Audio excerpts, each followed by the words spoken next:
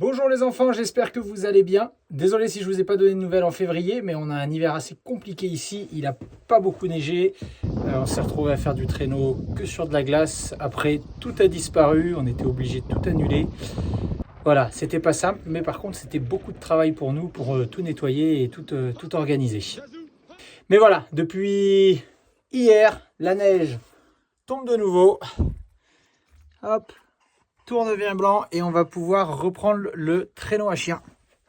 Aujourd'hui, je voulais vous parler de la race de nos chiens. Qu'est-ce que c'est nos chiens de traîneau? Hein? Yatsi, tu vas nous dire ça? Nos chiens de traîneau, ce sont des Alaskan Husky. Qu'est-ce que c'est les Alaskan? Les Alaskan, c'est des croisements qu'ont fait les hommes pendant la ruée vers l'or, donc en Alaska. À l'époque, on cherchait à avoir des chiens qui étaient assez costaud, assez fort pour résister et vivre dehors quand il fait moins 50 degrés, pour tirer des traîneaux dans de la neige, dans de la poudreuse comme ça. Mais on cherchait aussi à avoir des chiens qui étaient rapides pour être les premiers à arriver sur les gisements d'or pour gagner plein d'argent. Donc les hommes ont commencé à croiser les chiens nordiques comme le husky sibérien, le malamute, le samoyède, les chiens du Groenland, et on les a croisés avec des chiens de chasse, comme les pointeurs, comme les lévriers. Et donc c'est ce qui a donné les Alaskan Husky. Et nous ici, nous avons une cinquantaine d'Alaskan Husky. Parmi ceux-là, Yatsi, tu nous montres autre chose que tes fesses?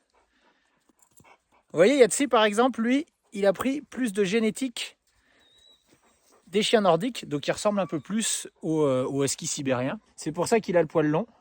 Il embête son copain Spirit là. Il a le poil un peu plus long. Après, on en a d'autres qui, eux, ont pris plus de génétique des chiens de chasse, des chiens des lévriers, par exemple. Et donc, ils vont être un peu plus maigres. Ils vont avoir moins de poils. Ils ont les oreilles qui tombent, comme notre copain Hector. Salut Hector! Vous voyez, Hector, lui, il ressemble plus à un chien de chasse. Et c'est les chiens qu'on trouve le plus dans les chenils pour faire du traîneau à chien.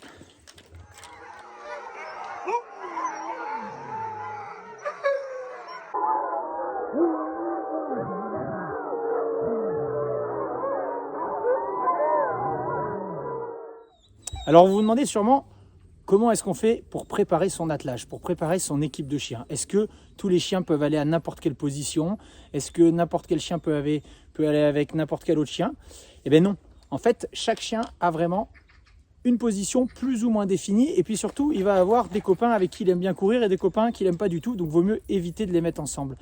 Et donc quand on va composer notre attelage, il faut prendre en compte tout ça, les envies du chien et ses capacités à pouvoir tirer le traîneau pour au final avoir un attelage homogène où tout le monde est content et tout le monde va donner le meilleur de soi-même. Donc maintenant, je vais vous présenter quelles sont les différentes positions que l'on trouve sur un traîneau.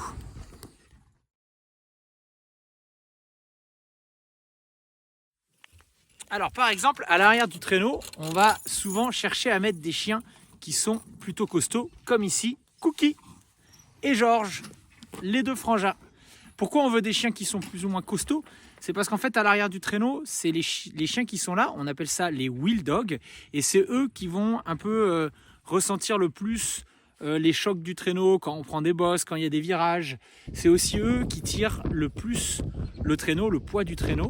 Donc en fait, c'est pour ça qu'on essaie plutôt d'y mettre des chiens qui sont assez costauds et assez grands. Vous voyez, comme ces deux-là, George et Cookie. Ensuite, on va avoir les team dogs, comme par exemple ici, Bagheera et Khan, que je vous ai déjà présenté, deux frères que moi j'aime beaucoup. Donc eux, ils vont être souvent au milieu parce qu'ils sont un peu trop petits, puis surtout ils ont 7 ans, donc être à l'arrière, c'est pas le top pour eux maintenant. Et puis pour être devant, non, ils font que des bêtises, c'est pas les meilleurs chiens pour être devant. Du coup, j'aime bien les avoir en intermédiaire. Et puis après, ça va dépendre de ce que je pars faire. Si par exemple les conditions elles sont très bien, la piste elle est damée, elle est glacée, je vais souvent prendre des chiens qui sont pas très costauds. Je vais aussi prendre des vieux chiens, je vais prendre des jeunes chiens pour leur apprendre un peu le métier. Mais si je sais que je pars sur une expédition où il va y avoir une tempête de neige, où il va y avoir beaucoup de neige et qu'il n'y a pas de piste et que c'est moi qui dois faire ma piste, je vais plutôt mettre des chiens qui vont être costauds. Par exemple ici, on retrouve Skidoo. Skidoo qui est un grand gaillard, qui travaille très bien en wheel aussi, mais j'aime bien l'avoir au milieu. Ou Mufasa. Swim, je veux aussi des fois prendre des petits chiens. Par exemple, là on a Freya. Freya, c'est une bonne leaduse, mais elle est encore jeune, elle est en train d'apprendre le métier. Donc en fait, elle va être bien juste derrière mes leaders. Comme ça, quand mes leaders ils fatiguent un peu ou quand les conditions vont bien, je peux l'échanger avec un des deux leaders pour qu'elle puisse continuer d'apprendre le métier. Qu'est-ce que c'est les leaders? Eh bien les leaders, c'est les chiens qui sont devant. Alors la plupart du temps, c'est des petites femelles parce qu'elles obéissent un peu mieux que les garçons. Et en fait, c'est des chiens avec qui il faut qu'on ait une très bonne connexion en tant que musher. Parce qu'en fait, ce sont eux qui doivent comprendre le mieux ce qu'on va dire quand je leur donne les directions. Ha, c'est aller à gauche. Ji, c'est aller à droite. Et j'ai besoin de chiens qui comprennent très vite, aussi qui me connaissent bien, qui savent tout ce que je fais, que tout ce que je dis, si je leur dis de ralentir, si je leur dis d'accélérer, c'est eux qui vont entraîner un peu les troupes. Alors moi, mes deux leaders avec qui je travaille beaucoup, ils sont là. C'est Rocksock et Zazou. Rocksock, il est très grand, c'est un bon wheel, mais pour courir dans la tempête, pour ouvrir la piste et tout ça, lui, c'est le meilleur. Donc lui, c'est mon leader principal. Hein, mon petit Rocksock, enfin mon grand Rocksock. Et Zazou. Zazou, tu viens dire bonjour? Tu étais dehors il y a 2 minutes. Zazou, elle a 7 ans. Elle réagit très vite quand je lui dis d'aller à droite ou à gauche. Tu nous caches pas la vue. Et du coup, quand elle fatigue un peu, par exemple, quand on a eu une dure journée et que je retrouve une piste ou quelque chose comme ça, eh bien, c'est là où je vais échanger avec Freya, que je viens de vous montrer. Comme ça, Zazou, elle peut se reposer parce que c'est plus facile d'être derrière et de suivre le rythme des autres. Donc l'important, en fait, souvent, c'est d'avoir un bon leader qui va bien écouter ce que je lui dis, qui va réagir rapidement. Et à côté de lui, un chien plutôt rapide, qui va moins se concentrer sur ça, mais plus sur tirer. Comme ça, il va donner la vitesse aux autres chiens. Il va leur dire, voilà, moi, je veux courir à cette vitesse.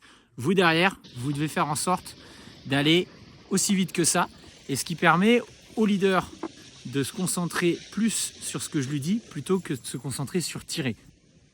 Donc voilà, c'est comme ça qu'on compose l'attelage avec les leaders. Ici, on a Rocksock et Zazou, avec les team dogs comme notre ami Skidoo, Mufasa, Khan Bagheera et les wheels qui sont à l'arrière, les costauds comme Georgie et Cookie.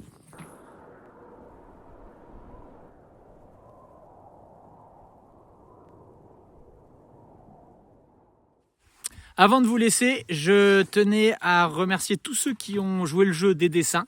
Ça m'a beaucoup fait rire, ça m'a beaucoup plu aussi. Donc voilà, je voulais vous dire un grand merci pour tout ça. J'espère que vous avez tous reçu les cartes postales. Et je vous dis à très bientôt. J'essaye de vous faire la prochaine vidéo d'ici moins de 15 jours pour rattraper le retard que j'ai eu. Voilà. Merci à tous. Allez les loulous, dites au revoir. Merci les jeunes. Khan Bagheera. Ha. Ha. Ha. Ji. Ah, ça marche un peu. Ha. Les gars, la traîne elle est à gauche là. Ha. Ha. Vous nous amenez où?